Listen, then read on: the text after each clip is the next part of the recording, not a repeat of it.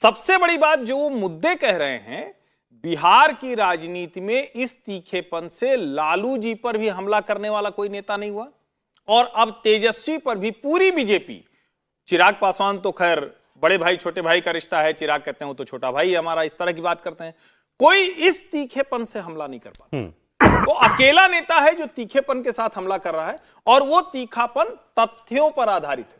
एक भी बात आप झुठला नहीं सकते। जो बोल रहे हैं भाई वो ये नहीं कह रहे कोई पढ़ा लिखा नहीं, वो ये कह रहे हैं कि एक व्यक्ति जिसके माता पिता दोनों मुख्यमंत्री थे वो 9वीं फेल रह गया, इसका मतलब इच्छा ही नहीं थी उसकी, पढ़ाई लिखाई कुछ नहीं होती, भाई चला हटाओ क्या पढ़ाई करना है।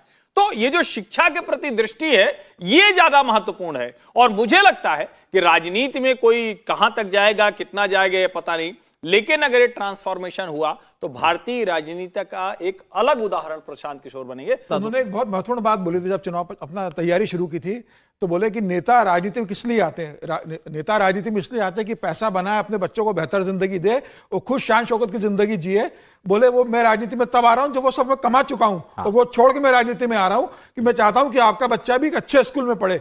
आप जाके देखो कि बिहार के नेता या देश के नेताओं के बच्चे कौन से स्कूल में पढ़ते हैं और आपके बच्चे कहां पढ़ते हैं। मैं चाहता हूं आपके बच्चे भी बेहतर स्कूल में पढ़े, और इसलिए मैं अपना पूरा पसीना आप लोगों के बीच लगा रहा हूं। मैं भी चाहता हूं। अभी तक ऐसा कुछ नहीं मिला है जिससे इनकी नियत पे शक हो, अभी तक ऐसा कुछ नहीं। 2 अक्टूबर को वो अपनी पार्टी की घोषणा करने वाले हैं, गांधी जयंती के दिन। 2 अक्टूबर को जन स्वराज राजनीतिक दल में कन्वर्ट होगा, पहला राजनीतिक दल होगा। जिस दिन उसकी घोषणा होगी उस दिन 1 करोड़ उसके आधिकारिक मेंबर होंगे जो तैयारी वो कर चुके। तो मुझे लग रहा है कि बिहार के अंदर बिहार की जनता के पास कोई ऑप्शन नहीं था। ठीक है, या तो आप लालू को लो या आप नीतीश को लो, उन्हें के बीच चुनते रहो। 15 साल लालू को चुना, 15 साल आपने नीतीश कुमार को चुना। मुझे लग रहा है कि वहां के युवाओं को, पढ़े लिखे लोगों को, जनता को अब एक ऑप्शन दिख रहा है वहां पर प्रशांत किशोर के रूप में। मुझे लग रहा है आने वाले दिनों में प्रशांत किशोर बिहार की राजनीति में एक बड़ा इंपैक्ट डालने वाले हैं। प्रशांत किशोर ने लंबे समय बाद बिहार में जो सच है, खरा खरा सच बोलने की कोशिश की है, लोगों के बीच जाकर बताए हैं कि आपकी गलतियां कहां हैं, आपने कैसे लोगों को अपना नेता बनाया, कैसे पार्टियों को चुना है।